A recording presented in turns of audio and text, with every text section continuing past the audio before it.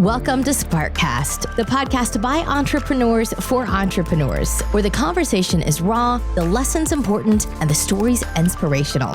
Are you ready? Let's go. Hey everyone, welcome to Sparkcast podcast. I'm Nicole Smith and I'm today's host. And I'm joined by four very special guests. We have Joyce Morocco, who's president of Destination Niagara Falls, which is a regional website, and Elements of Success. We also have Brandy Henderson Rowe Prudence, co-founders of Ownera Group, and Sandi Laing, founder of Laing Travels. Now, before hearing from our guests, I just really want to say how great of a privilege it is for me to be here with these four amazing women entrepreneurs. They've had an incredible impact on the travel and tourism sector, not just in Niagara Falls, but in Niagara and beyond. And I'm just so thrilled to be able to have this conversation with you guys today. So we're going to get started by welcoming each of our guests to the show, beginning with Joyce. So Joyce, thanks for joining us today. So for everybody listening, why don't you just give us a little bit of a brief synopsis as to, who you are and what you're all about. Thanks, Nicole. Thank you very much. And I'm honored to be here with Sandi Roe and Brandy. It's great. We've had some great conversations in the past, and I'm really excited about today and everything that we all offer to this wonderful destination and the tourism sector. So yes, I'm the president of Destination Niagara, been around for about 11 years, 12 years now. And we basically look at promoting all the Niagara region it has to offer to this wonderful destination. More so also to like the meeting planners and the planning meeting industry. So then tag on to that is Elements of Success, which I actually have a number of clients that I book their conferences more on a national and international level. And from that, and just in the last year, we kind of expanded, and it's a good thing. Maybe it was the writing was on the wall because tourism kind of shut down. We're doing consulting. So we've taken on the consulting for the last couple of years, really to say the truth. And we're doing international work and bringing international companies into Canada and hopefully into the Niagara region to look at starting up businesses here so that we have a good balance, not just tourism, but industry, technology, whatever it is that we can encourage people to come and set up shop here and create more jobs for the Niagara region. Fantastic. That sounds so interesting, and absolutely, it's nice to bring new companies into Canada. Spark is all about doing that kind of a thing as well. So it's nice to have you join us today. So we're going to move on now to you, Sandi. Why don't you just give a little bit of a background about who you are? Thanks very much, Nicole, and I'm delighted to be here. Thank you and welcome. I'm Sandi Laing of Laing Travel. I've been in the industry for over 24 years, having started in wholesale and now owned my own agency for the past 14 years. Over the many years, I've consulted in hotel management and operations. I'm a certified destination wedding planner with WPIC. I have organized international corporate events as well as assisted hundreds of clients to fulfill their travel dreams. I believe that sustainable, regenerative, and experiential travel are the future, and it is more important than ever to give back to our world and to protect it and leave a destination in better condition than when we arrived. Mm-hmm. Wow, fantastic. So you're definitely a great person to know if you want to travel or have any thoughts with regards to doing anything that is outside of the Niagara region. So this is great. Thank you so much, Sandi. And now I am so fortunate to introduce Niagara's dynamic duo, and that is Brandy and Roe from Ownera. So let's start with you, Brandy, and then we'll hear from Roe. Awesome. I love that we are getting to be known as a dynamic duo. It's like, have you talked to the duo lately? Which is kind of awesome. Thank you. I'm just Brandy, half of the Brandy and Roe conversion. It's my better half over there. We are founders of a marketing and publishing firm that is, our head office is here in Niagara Falls, Ontario.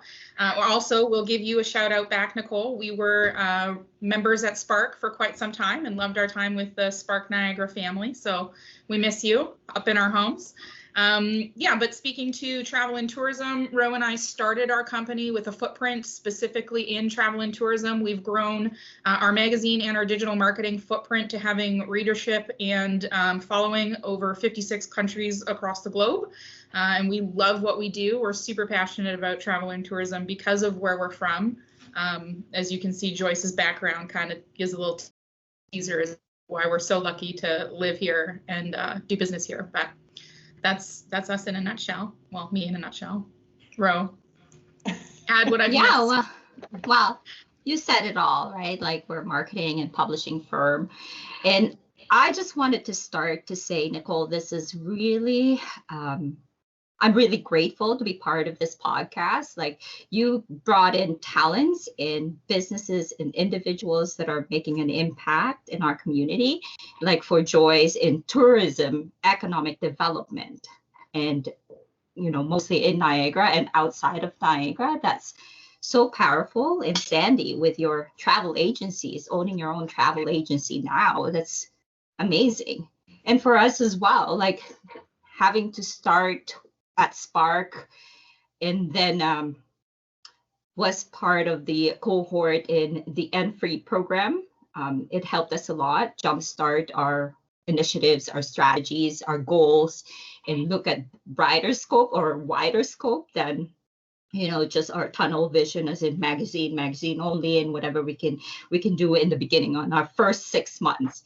And then we quickly learned so much that was like, okay, we can't just do this. There's so much things to do.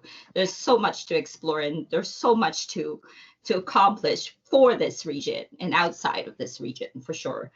But it's been unbelievable. Yeah, you guys have been on a wild ride. It's been a privilege to be able to watch you guys, grow and expand and, become who you are today. And I'm just privileged enough to be able to watch all of you continue to grow as women entrepreneurs as well as business owners. So thank you guys so much for sharing, a little bit about who you are. So we're going to spend some time today talking about the one thing that most of us are dreaming about these days, but thanks to COVID, we're not allowed to do. And that, of course, is travel and tourism. So I guess the first question to ask is when? When in the world are we going to be able to travel again? Like, what's the industry buzz? What's the feel out there? So let's start with you, Joyce, and then we'll hand it off to the others afterwards. Good. Well, Nicole, that's interesting. I know that I was just saying earlier in our conversation last week, we were focusing, or maybe 2 weeks ago, we were focusing on when is the border going to open and that time frame and what it's going to look like. And it's funny, it became a federal issue and topic with the senator in the United States speaking to it, and then Mayor Diodati also being interviewed about that as well. And I think it all comes down to when it's safe. I mean, we really have to look at, I know the politicians want to get it open, the businesses want to get it open, but we can't keep doing this dog chasing the tail. What's happening right now is we start to open and we think it's good because the pressure's there, and then we are into the third wave of COVID-19. Economically, it's destroying us. It's just, we just can't keep this up. So we really have to just be diligent and make sure that we do what we're supposed to do. Keep our distance, abide by the rules, don't have the big parties, whatever it is. But as soon as we get that done, that's going to help. But more so is the number of vaccinations that are going to happen. I just heard today too that the Americans were doing a far better job than we were, but now we've taken the lead in making sure that our Canadians are getting vaccinated. And I think to all of us, maybe not fast enough. And just to say too, I'm not only the president of Destination Niagara and Elements of Success. I've had 13 years as a city councillor involved in federal and provincial politics. Of course, in business, you're always involved in politics. Politics dictates our businesses and our livelihood. So, we're always keeping a close watch on what's happening. So my job is making sure that I kind of keep an eye on what's going to happen, because, as we all have something to do in the tourism sector for the marketing part of it and selling travel, is that you want to know, when are we going to be ready? When is the right time to get that message out? Making sure that we're safe, And of course, from the meeting sector, we're looking at getting information back from our chain hotels, Hilton's, Marriott's, all the other different ones. I can't think of them, all of them, but on the protocol that they're going to be putting into place, you know, the hygiene they're using, the health and safety. So all of that is going to depend too. So I think there's a few steps. Making sure that we get the vaccinations in place, that our people are ready, and especially our front line, that they have to have first and second COVID vaccinations, that they're totally done, because those are going to be the people that are actually going to be direct contact with our visitors. So I think that's the most important part. And then getting the message out. And I think we'll talk about that a little bit later. But definitely it's about getting the message out, and we're seeing that coming now. I have to say that I'm sure you're all getting these emails, massive emails from destinations throughout the United States and Europe talking about coming to travel already. Like they're opening their doors, book now, pay later. But with that messaging, they're also sending us their protocol on their safety, their hygiene, how they're taking care of you, what protocols are going to be in place. Also, they're asking too if you've had your vaccine. And, you know, on the world stage, the world is looking at having a vaccination, digital vaccination system or something. Is Canada going to be ready for that as well? So these are a lot of questions moving forward. And we're hoping that there's one digital certification that works for the entire world, so that we're all on the same page and travel is easy to go through. It was funny because Mayor Jim, I heard him on one of the interviews, he was saying, you know, if I take my dog into the States, I have to show that it had its rabies shot. And I'm thinking, he said, now how difficult is that? You know, we get shots. I mean, I went to China and India how many times, and I had to have all my shots. It's no different. Yeah. It's really no different. Yep. So I think it's just, at the end of the day, being ready. So I'll let someone else talk because I'll go on forever.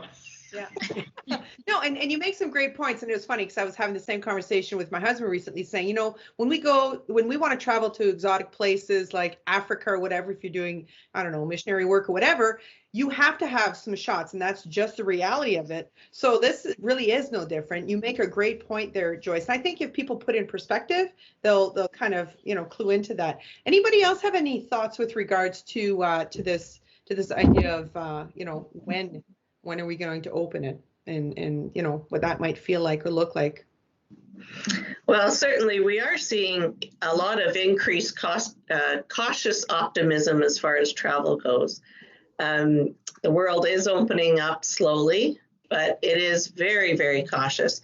And I think the key to, you're right, Joyce, the key to everything is going to be information flow and knowledge. And it won't be as simple as jumping on a plane and flying to a country. It's important that consumers are going to have to do their own research at some point. The best research is always canada.gc.ca for up-to-date entry requirements and protocols. And it's also important for consumers to be aware of re-entry protocols back into Canada. So until we see that 14-day mandatory quarantine back into Canada, there is a lot of travelers that aren't prepared to do that. And it, you know, that does come with an extra cost. And right now it is in place and we all have to abide by it. But it's certainly a matter of information and getting the information out there and having it accurate. And that goes for travel within Canada as well. It's not just international travel. It's going to be the same this summer for Canadian travel. Mm-hmm. There's a lot of provinces like BC and Nova Scotia that have very, very strict protocols in place and are not really all that welcoming to outside of province visitors. And even within your own province, there are attractions or destinations that aren't open to people outside their own region as well. Mm-hmm. So even if you're planning to travel within your province, you still have to do your own work and make sure you know what's open, what isn't, what's available to you. So it's going to be different travel, certainly, for the rest of 21. Absolutely, for sure. Now, when we had our conversation a few weeks ago, Sandi, you brought up the fact that, you're seeing some encouraging signs on how people are responding and that kind of a thing. So why don't you just elaborate a little bit about what that is? As far as international travel, certainly clients are asking not only what's entry protocols, but also along each step of the journey. So what's required at the airport, what's required on the airplane, what are the safety protocols as far as ground transportation, what is happening at the resort, what are their protocols, are their staff vaccinated, are they all wearing masks, are they all wearing shields, are their buffet restaurants open, and very fine details, but there's an awful lot of information. And unfortunately, sometimes it does change from day to day. Just like, shutdowns. Exactly. Oh, so how willing do you think people are to travel, national versus international? Like what bend are you seeing? I'm certainly seeing people that are willing to hop on a plane right away. Right now, the airlines, Air Canada and WestJet, have paused all of their flights to Mexico and Caribbean until now going into June. Right. There are some limited international flights in May and June, with more routes opening up in July. But again, all of this is contingent on the fact that we're vaccinated, the vaccine protocols still are going ahead, and that demand is there. So while people are willing to do it, it's also depending on the countries that they're traveling to, what their requirements are, and how open they are to outside visitors, including Canadians in particular. Yeah, no, that totally makes sense. Does anybody have anything that you'd like to share with regards to that? Yeah, actually, I just wanted to add, this is actually a really, really great topic because of all these protocols and vaccination and, guidelines and so on.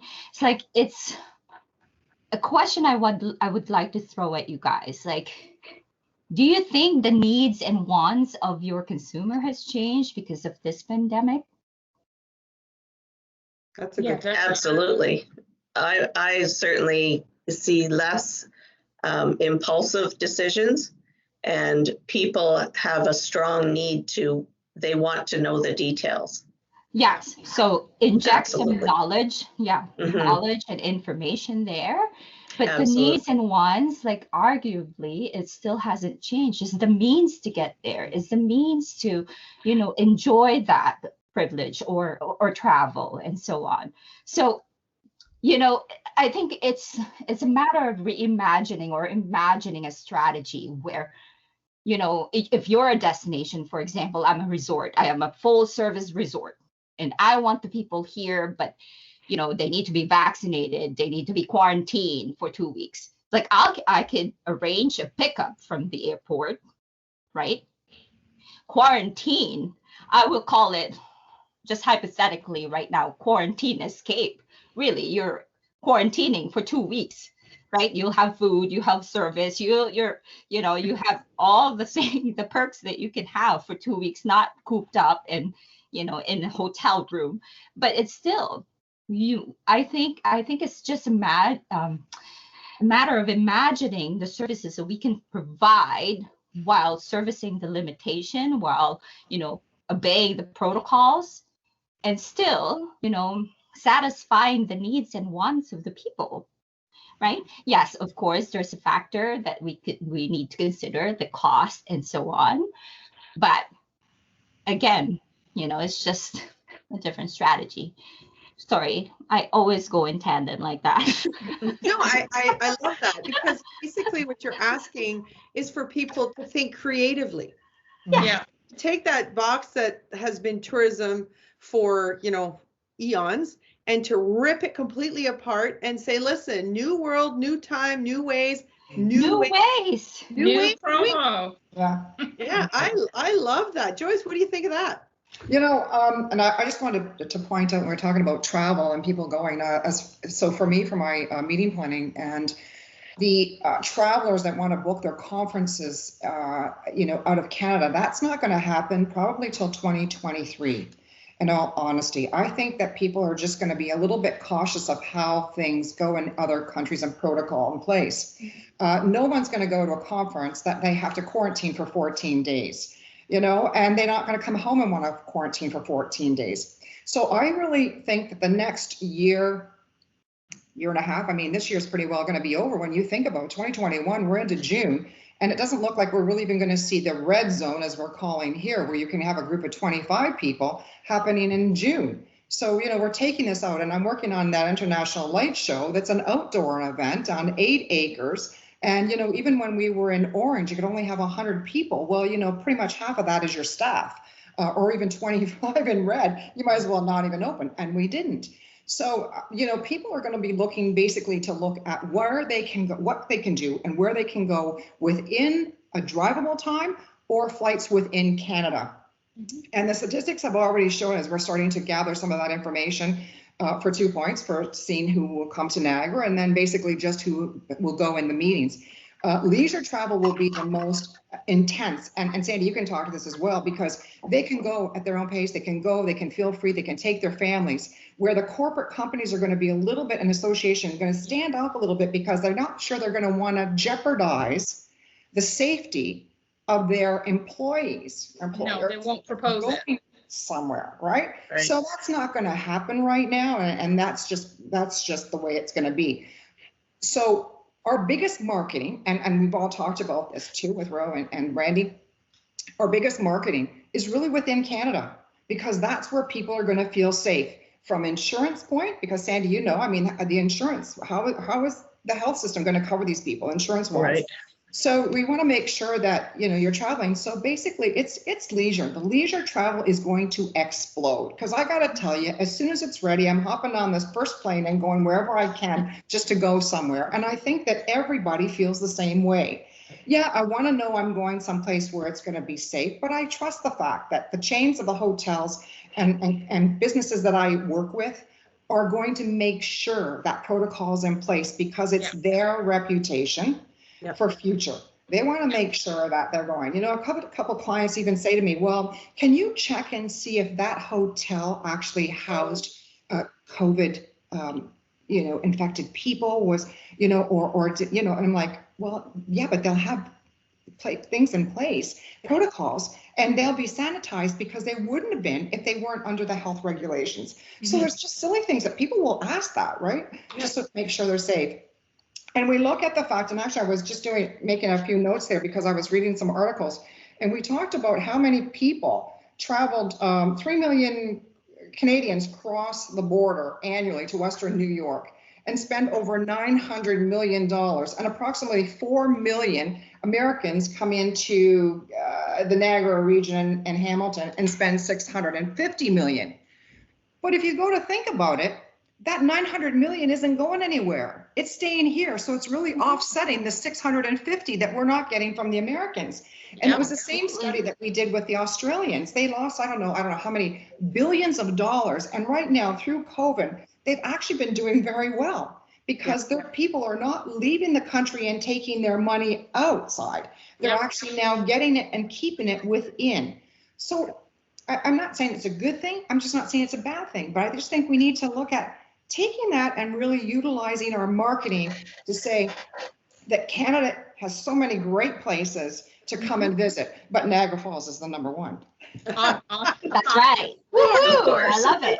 Of course, and Brandy and Roe, this is totally your wheelhouse. We're talking about marketing and the whole bit. So what's your take on this? It's really like Joyce has hinted on it before, and Rose talked about it on numerous occasions, but it's really about the messaging, right? We know that people want to travel. We know that people want to go outside of their living room, outside of their backyard, if they're fortunate enough to even have a backyard. Could you imagine if you're in a condo or you're living in Toronto and, the 72nd floor and you haven't seen fresh air in how long.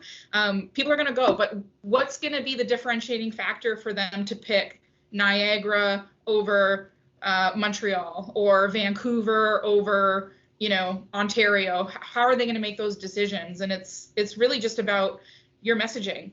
Are you being transparent about what you're doing to protect your processes? Are you transparent about how much you care about not only the visitors? It's not just caring about visitors, but it's also caring about your community. You're protecting the livelihood and the welfare of the people that live and work there, while showcasing that you are a safe and visit-worthy destination, right? Messaging is huge, but so is not waiting for sharing that message, right? People are going to be booking, people are going to be looking, they're already doing their research, they're already feeling things out. Joyce is getting questions all the time, Sandy's getting questions all the time. People are trying to figure out what to do. So if your message needs to be out in front and center. Yeah, well, I agree. But to me though, like there's two point of views. Okay, so let's look at marketing from the consumer point of view. Consumers, as I had said, it was arguably, the needs hasn't changed, right? It's just the means to get there, right? For businesses, there are two things. They need to understand the difference between marketing and advertising. Okay, so marketing is collecting the information. It's just making a product wanted, right? Who, when, how to get there, right? To give it, to make it available for everybody.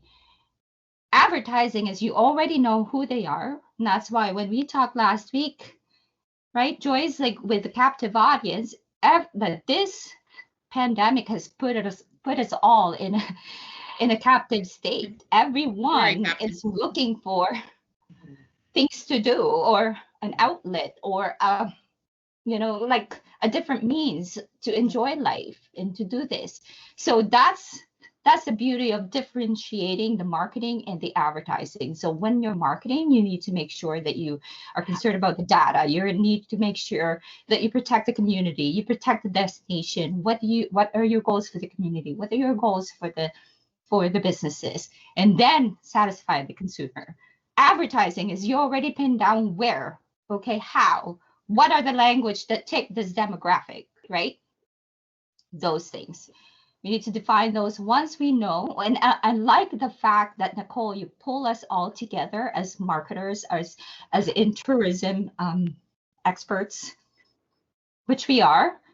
It's nice to see all these group of people to pull assets and resources together to achieve, or to help the community, to help the destination, to make it, be top of mind when everything opens, right?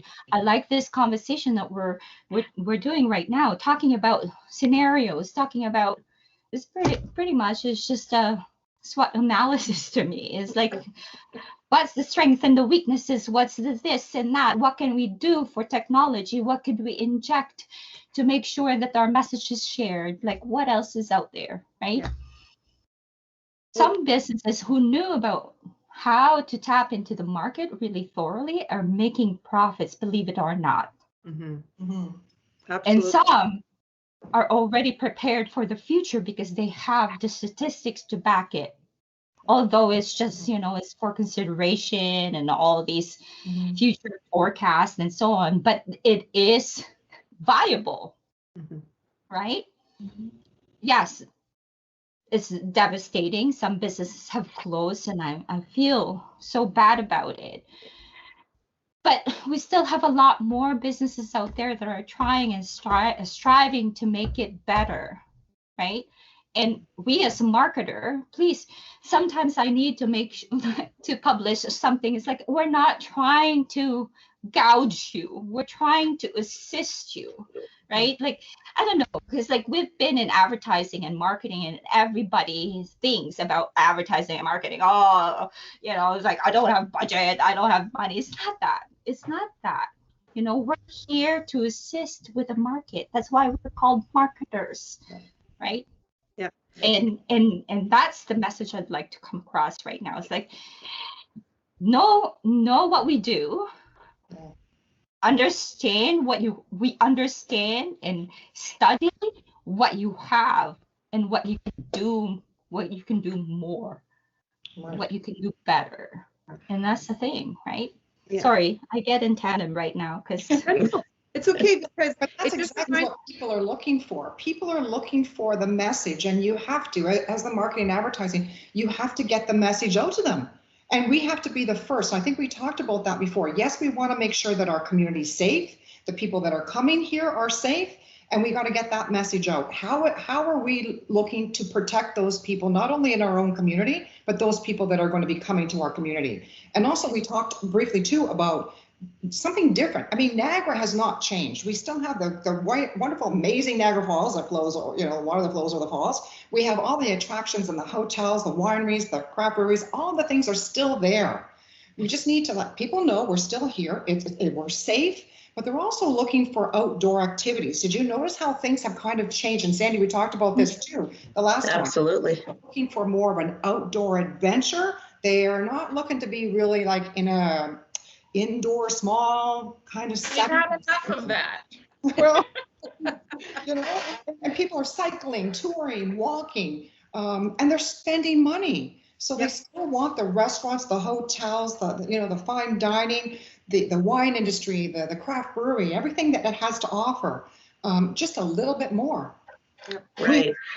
And what's really neat with regards to us here in Niagara is that I think for the first time in eons, local people are able to enjoy the gifts that are Niagara, right? We don't have all the tourists that we normally do, which, is sad, but that means we're spending our own money, that support local. We actually can do that. People are walking who live in Niagara Falls are actually walking along the falls and enjoying it because there's it's a little more relaxed. It's not, tourism season, I got to stay in my house for 3, 4, 5, 6 months. Then it's good, for a minute, right? It's that whole sense of, look at how beautiful. And they're rediscovering the beauty of Niagara and spending money within Niagara. Now, Ro, you made a really cool comment the last time we had a conversation. That's this whole idea of tourism being a goal, right? It's not just, it's not just. It's not just. I saw that. Yeah, you did. You said that. But what I love about that is, it's not just something that, it's not just an industry, right? It's something that can be reached towards. And how do we get there? And we need to speak to both, our local people as well as, the rest of the nation and the world. So do you want to maybe expand on that a little bit? I think, okay, so yes, it is a goal to make people understand what we have. All right. So I know it's redundant. I always say this, and because I've traveled in so many places you can't even imagine. But what we have here, from food to experience, Nicole, trust me, they are world class. And everybody can agree that. Yep. Because I've been to pockets in Asia, in Australia, in the UK, in Africa, and Dubai, and all these other places. What we have here is treasure.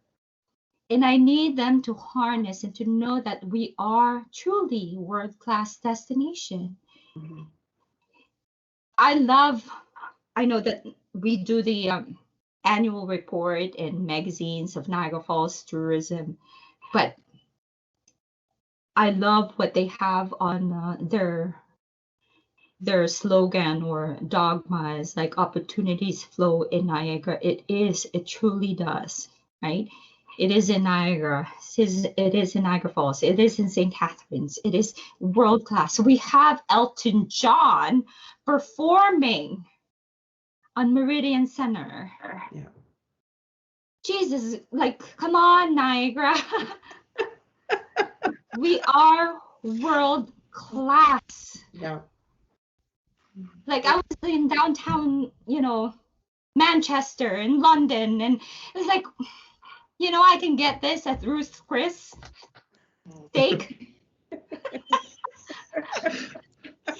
I'd love to be in the casino, Niagara Falls Casino, the Falls View Casino better than this casino, right? And just think, the theater hasn't even opened. Right? That's right. And it's just gonna get better and better. Come on, guys. We have the freaking world-class community. Yeah, absolutely. And And I think it's also important to get the message out that there is so much more to do in Niagara Falls rather than just see the falls, go to the casino. There is so much more that this region offers that people are not aware of, unfortunately. And just a point about the casino. I mean, it's closed. We don't even know when it's going to open. We've got a 5,000 seat amphitheater or a new theater right there at the Hilton, and it's not open. No one has even sat in it. It is spectacular. I had the opportunity to take a tour through it, and I have to tell you, it's like a Vegas. It is just state of the art. I am so excited about it. So, Ro, to your point, and Brandy, the marketing, oh my God, you've got so much work ahead. Like, this is just unbelievable. What's going to happen here? It's going to explode. And, the entertainment that's going to come, the casino will open. We know it's going to happen. It's not maybe going to happen in the next month or so, but it will. And I think that all that revenue and everything that we've lost will come back twofold. The one thing I think that we did touch upon as well is the loss of the tourism professionals. A lot of the staff that were in the tourism and sales and marketing have left. And I think, I have to say, I know the biggest challenge will be when we start to reopen is finding those resources to come on board and help to market and promote the different establishments, because a lot of them have left. It's been really tough. I mean, they've had to work.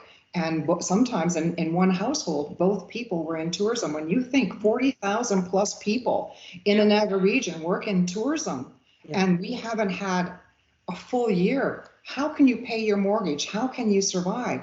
So, we hope that turning point happens. We know it's going to happen. And it's like this, getting the message out, but making sure we're ready when it explodes and the doors open and the people are just busting through to get here. Actually, I have to honestly say on a side note, but look at this. We're in lockdown and the hotels are still having 300 and 400 room nights. Yeah. COVID's not stopping them from coming. But you hit the point there, Joyce. The experts, right? The experts needs to be back, and internally. And I'm gonna give this a little bit of a hint from our company's standpoint. And Brandy's there. We are actually restructuring to get the best of the best to help us with our marketing. And we will have some newsletter coming out with some additions to our team, right? That would help market us all and help us, get out of this pandemic and be stronger in the future, right? As a community, as an economy, right? This is our bread and butter tourism, guys. Like, it's and manufacturing and other key sectors, right? Yeah. But let's join forces as marketers to assist. Really, doesn't even cost anything. It's just time to sit down and restructure and analyze. True. And it's true. We're so segmented at times that all it takes, and Laura, Nicole, is bringing groups of people together that all have the same passion and goal. And sometimes it's not that we don't want to team up, that we get so focused and the paradigm that we can't open those blinders to kind of embrace the fact. And I think this is great because I'll tell you, in the last couple of weeks, we've had some amazing conversations, and the energy that comes from this group is just unbelievable. And I think when I left, I thought, oh my goodness, I got all these ideas. I feel like I need to get to the table with the ladies and have another round table. Yeah, right. anytime. I don't want to just hold it myself. I want to share it. can somebody help me get the information out? I think that we talked about, I have 1.2 million, and then I team up with Annie and her group. We've got about 2 million people that we connect to. And can you imagine with the group of people, and you've got a million people that you're all connected to, it just starts to explode. And we got to start just kind of, you know, singing Kumbaya, hold hands and let's go. We can do it. I totally agree. You know what? And I mean, you guys are just 4. Right? 4. Right. Just imagine if the concept caught on, and if the actual tourism sector came together in Niagara and said, okay, we all have strengths, we all have weaknesses, we all complement each other. So let's use our strengths, and let's use those things that complement, and let's just hit the world, you know, running, and really just, you know, toot that horn that we all know is Niagara and let her shine. And it really is about addressing concerns that consumers have. So what are they concerned about? They're concerned about their own health and safety. Yep. You know, you're right, Joyce, what the hotels are doing. You know, are they spraying? Are they sealing rooms once they're sanitized? And another point that the consumers I'm certainly seeing a lot of questions about is cancellation fees. So if I'm booking for a month from now, what happens if I don't feel comfortable traveling? Yep. And most of the resorts outside of the country have very relaxed cancellation policies. You may not always get a cashback. You might get a future travel voucher, but consumers want to know that if they put a deposit on a hotel room, that they're not going to lose the money. And I think it's really addressing all of the concerns that somebody coming to the Niagara region might have. Yeah. And how can we answer all of those questions before they even ask them? Yeah. Go ahead. Sorry, on that note though, Sandy, is like it actually, I worked at the hotels before, and I know these Joyce mentioned earlier, like the $400 per night really is funny. But the cancellation and the 400 a night, if you can meet in between and you say, okay, 150, unrefundable, Right. uncancelable for Yeah. this time, right? It could be that, right? There's always attrition. There's always policies and different thing to offset the Offset other. it. And- right? Absolutely. Yeah. Yeah. It's just getting the information out there so that they're aware. Yeah. Right. Yeah. And then there's We had talked about too is that, you know what, there's a big piece of the pie out there, and everybody and every destination is trying to get a piece of that pie.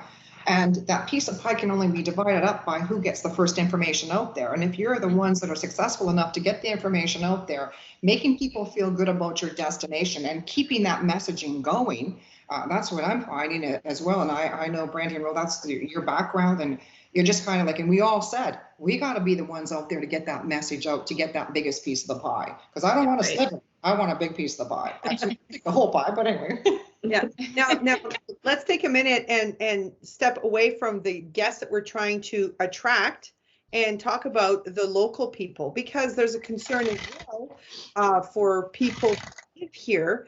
You know, they're nervous about having tourists come and join us and the whole bit. So how can the messaging, or what can be said or done to bring assurance to Niagara residents that, you know, everything is being done to the best of, you know, our abilities for safety? Can I start? You can. It's just like before. Remember when the tourists were here? You don't go to tourist area. Just like that. I'm sorry. I'm just trying to be remembering, you know, the past. But it's like that might be the message, but it might, as long as the message includes, I think it's education, right? You have to include, as long as we're talking to our community at the same time that we're talking to, we can't talk to our community less than we talk to people that we want to come to our community. If we're talking, which is two separate marketing messages, two separate kind of tone and conversation that you have to have. But I think that the people would appreciate knowing what's going on. We have a duty to share that information with our community, right? And yeah, it's your prerogative. Stay away from the busy streets for sure. But know that if you live in one of those areas, or that you work in those areas, that you're being looked after, and that, you know, all of our goal from an economic standpoint, anybody that has stake in that game, no one is putting economic above health and safety. But those two things, when you live in a destination community, you have to know when you chose to live here that those things do run parallel with one another. Our community flourishes because of our economic stake that we have in being a destination. So we can educate, we can love it, we can respect it, we can help it, but we can't ignore or pretend it does not exist. Yeah, no, I think that's when I started off and talking about making sure that, first of all, people are going to feel comfortable when traveling, when everyone is vaccinated. You know, our numbers are down, so it's about the health and science as well. And I said that our frontline people need to be. So it's just not, you know, your cashiers, your medical doctors and nurses, paramedics. It's also your restaurant, your servers, your people at the wineries, everybody that's actually dealing in our tourism sector. And as I pointed out, 40,000 people in Niagara Falls or in the Niagara region, and our population in Niagara is what, 88,000? So when you think that's just about half of our population, so we better be damn sure that we're ready, because we're actually putting our local citizens here in the front lines of dealing with travelers that are coming in. And I got to tell you, if it's my kid better be safe there, because I want to make sure they're not going to be exposed, or my neighbor's kids or anybody else is going to be exposed to someone that hasn't tested negative. You know, and that's what we want to make sure, that they've had 2 tests. How is the testing going to be done? You know, are you going to still get does it mean that if you've had 2 shots, do you still wear the mask? I think we're going to see the mask for a long time. Does it mean when you go into an establishment, will you still have your temperature taken? Will you be asked the questions? Do you still have any of the symptoms? I think we can name the symptoms off by the back of our hand.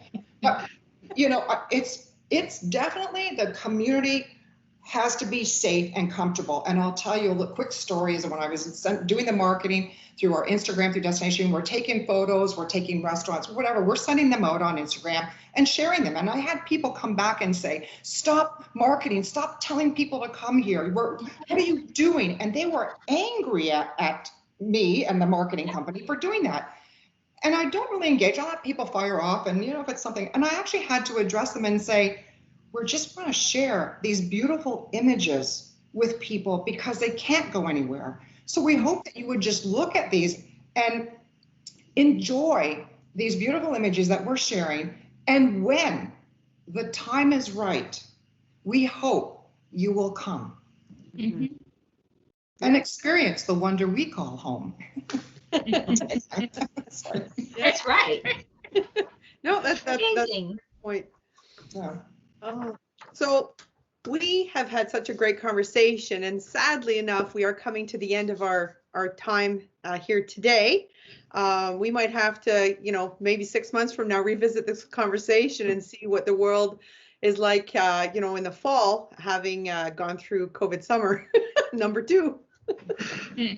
But before we, you know, sign off and say goodbye to everybody, I just want to ask each one of you to maybe provide your final thoughts on the topic of tourism and travel. You know, maybe a word of inspiration. I don't know, but let's start with you, Brandy, and then we'll go from there. I'm just going to say my final thought when thinking of travel and tourism is to not be afraid to change. Okay, perfect. Sandi. I think while there is light at the end of the tunnel, vaccine availability is going to be crucial to traveling and how quickly it comes back. Certainly always check canada.gc.ca for up-to-date information. And bottom line, if you're traveling anywhere outside your region, always check to make sure what attractions are open, what restaurants are open, what the region requirements are, and always wear your mask. Fantastic, thank you. Roe. For travel and tourism, there's 2 sides. Again, there's like the consumers side and the business side, right? For the consumer, just do the research, be knowledgeable. You know, vaccine helps, so have the vaccine. Businesses, look at things you can do now that can make revenue and things that you can do now to make future revenue. That's it. Fantastic. Thank you. And Joyce. We'll get there. It's going to take some time, but in the meantime, support your local community, support your local businesses, and stay safe and be well. And we'll see you soon. Fantastic. Well, thank you guys so much. So stay tuned for our next episode, ladies and gentlemen, where we'll be talking to some of our local entrepreneurs with regards to different things here in Niagara. I'd like to thank all of you again for joining me today. This has been an incredible conversation. And, you know, before you go, do you guys want to maybe quickly let people know where they can find you? Just rattle off your websites. Joyce? Destination Niagara Falls. So it's J. Morocco at Destination Niagara, or you can give me a call on my cell at 905-351-1757. Fantastic. Sandi? You can always find me at my website, www.laingtravel.com. Fantastic. Brandy and Roe? You can visit us at owneramedia.com, OWNERA. Media.com, or revealmags.com, just REVEAL mags MAGS.com. Fantastic. Woo. Well, thank you guys so much, and thank you, our listener, for joining us. We trust that this has been an incredible conversation. Don't forget to heed to the incredible advice you received. Thank you once again, and this is Nicole signing off. Thank you for joining us on SparkCast. If you want to know more about Spark Innovation Educational Center and how we can support you, visit our website at sparkniagara.com. See you next time.